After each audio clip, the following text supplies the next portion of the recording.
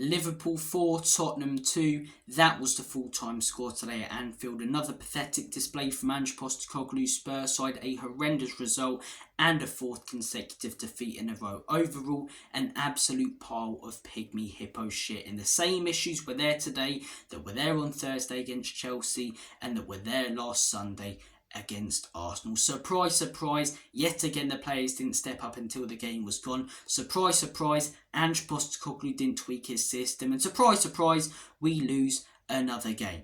I'm going to start off by talking about these players. Why does it take us to concede 4 goals to finally start playing? And do you know what? I've seen a lot of Spurs fans and opposition fans say at least those Spurs players showed a bit of fight at the end for the badge. Some of them did for the badge. Others did, in my opinion, for themselves. Romero, Van der Ven, they fought for the badge. The likes of Royale, the likes of Bentancur, I don't think they were necessarily fighting for the badge. I think they were fighting for themselves, hoping that their reputation doesn't get hindered by results like this. Not for the football club, not for those fans. Why does it take us to go 4-0 down to step up? 3-0 down against Arsenal to step up? There's no fight when it's 0-0, when it's 1-0, 2-0, 3-0, no. Until the game is gone, we don't step up. But when it's done and dusted, the players step up because there's no pressure on them. The exact same issues as the end of last season. When the pressure's on, when it gets to the serious part of the season, it all goes peaked on. Secondly, I want to talk about the manager. You guys know my stance on Ange Postecoglou. I don't agree with sacking managers. I didn't agree with sacking Antonio Conte. It got so bad that there was no other option, in my opinion, but I didn't agree with letting him go. I didn't agree with sacking Jose Mourinho. I didn't agree with sacking Mauricio Pochettino, but we did. We sacked those managers. Ange Postecoglou, in my opinion, like those managers, deserves to be given time. Or like I hope those managers were. He deserves to be given time. But there are definitely things that he needs to work on. If he doesn't, he will be out of this job by the end of the year, in my opinion. The first, the timing of his substitutions. A horrendous first half. Why are you not making the subs that you did when we were 3-0 down and when we were 4-0 down at half time? Because when those subs came on, we got back into the game. We were the better team. We had more chances. We could have actually brought it back to 4-4 if Lo Celso and Son did a little bit better with some of their chances. And if we got that penalty for that high boot, where matey boy Liverpool defender thought he was Hulk Hogan. Do you know what I mean? Why are we not making those substitutions at half time when the game's still on? I just don't understand this reluctance to wait 10 to 15 minutes till after the half-time whistle to then make those substitutions. It's just, I don't get it. I really don't get it. Secondly, his stubbornness to stick by his system and playing style in the exact same way in every single game. I'm not asking the geezer to sit back and park the bus. I'm not asking him to play with a back three or a different formation, but tweak it a little bit, mate. I understand playing an attacking style of play so that you instill it into these players.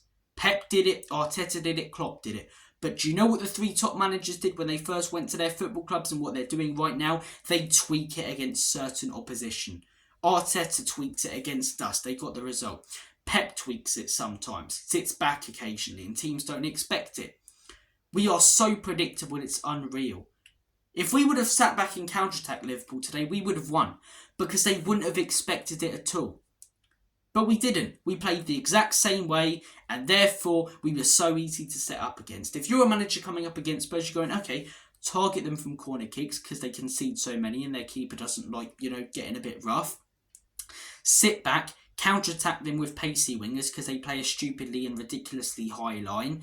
They're going to try and play through the middle, so defend very narrow and compact. And if you do that against Spurs, 9 times out of 10, you get the 3 points. Arsenal did it against us. They didn't play gun-ho like they do at the Emirates and like they did against Chelsea. They set up differently.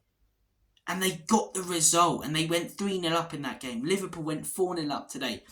Because they've got a top manager who tweaks it. Doesn't change it. They still attacked. But in a different way. We played the exact same way. Sometimes I think put the wing backs out wide.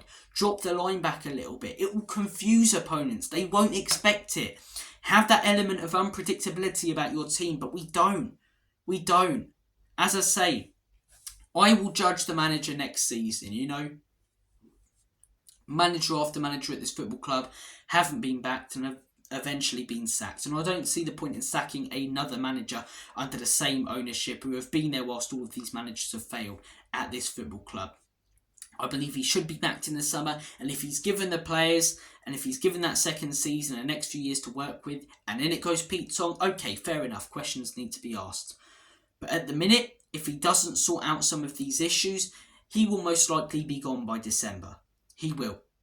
He will. It's not nice to say, but he will. Because he's got to stop being so ridiculously stubborn and hoping that the exact same things that he did in Scotland will work in England, because there is a huge difference in the level of football in both countries.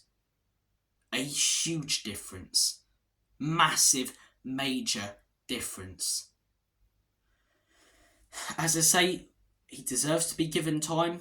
I thought the same with Conte. I thought the same with Jose. He deserves to be backed. And if he is backed, I do believe that he can be successful, because there's been a lot of positive things this season under Ange Postecoglou. I'm not going to deny that. But there's also been a lot of negative, and especially recently, pretty much all negative. And that's 3 losses in a row against top teams, 4 in a row overall.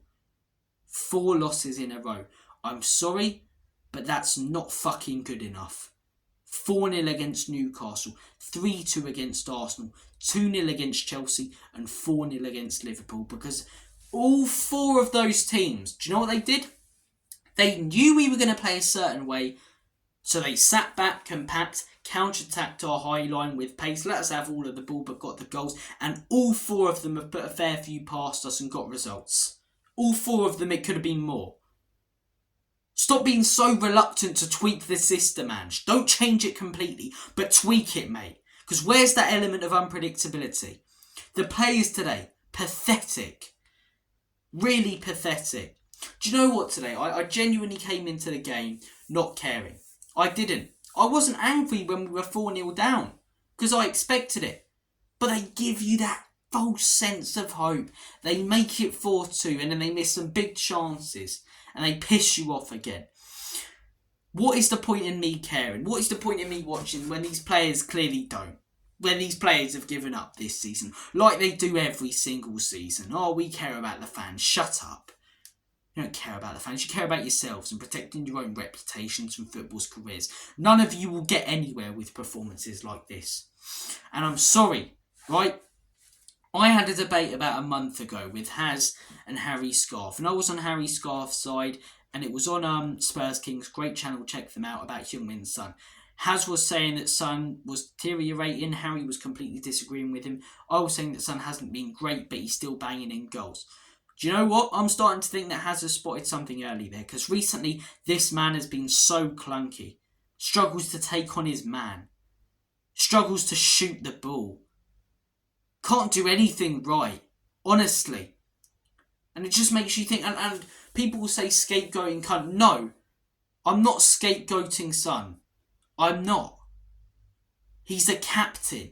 He should be held accountable to a higher level than the rest of them. He's more experienced than young players like Mickey van den Ven and Romero.